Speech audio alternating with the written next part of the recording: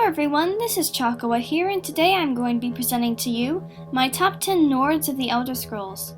This list was suggested to me by GeoPlaya, so thanks for watching my videos, dude. The Nords are fair and hardy people, hardened by their homeland and blessed with brutish strength. Those on this list are passionate, talented, and the best examples of their race.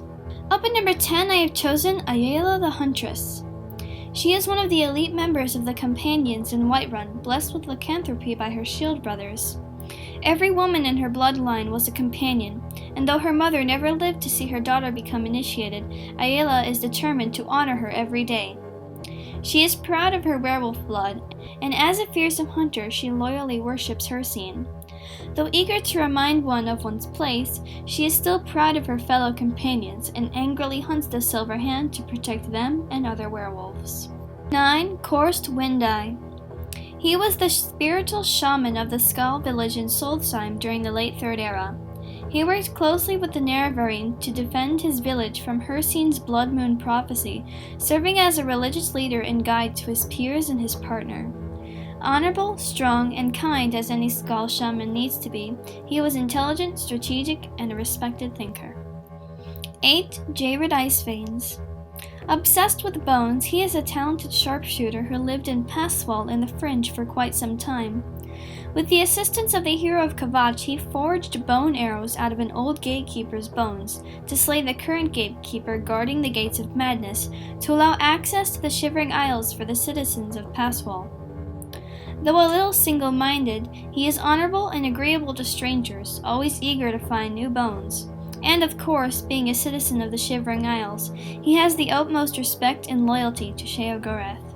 7. Miall the Lioness.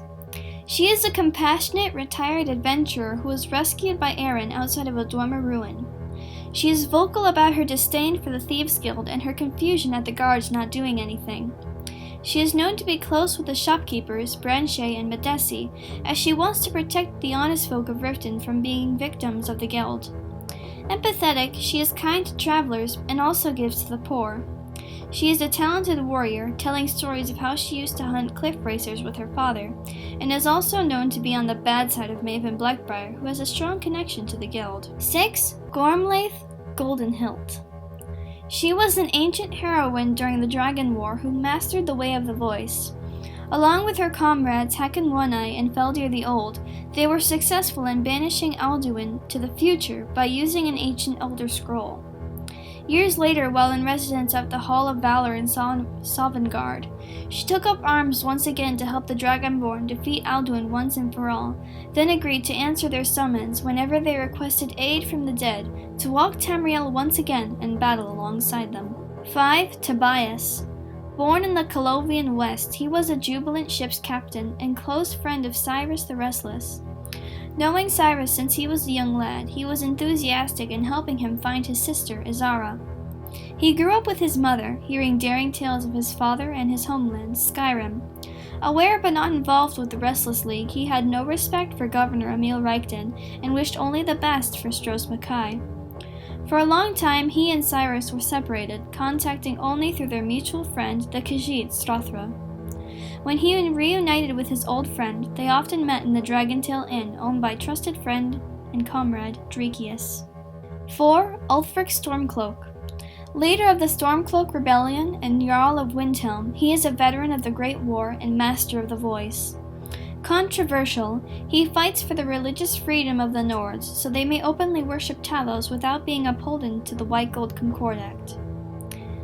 He led the charge that soon became known as the Markarth Incident, where he banished the Reachmen from Markarth. He has also been labeled a racist because of his indifference to the Argonians and Dunmer in his city, though we'll still respect them if they decide to join his army. He is popular among his men because of his personal concern for their well-being and safety, and his willingness to join them in the front lines. During the Great War, he was captured by the Aldmeri Dominion and interrogated by Elenwyn, the now Thalmor ambassador to Skyrim. While imprisoned, he learned of his father, the Bear of Windhelm's death, and once freed, returned to his city as Jarl.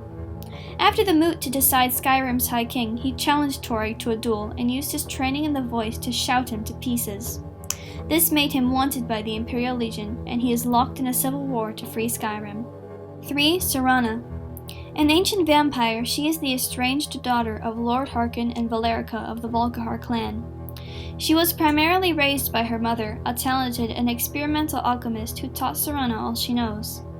She was then locked away in Dim Hollow Crypt with an Elder Scroll to protect her from her father, only to be found by the Dragonborn when they were sent by the Dawn Guard to eradicate the vampires there.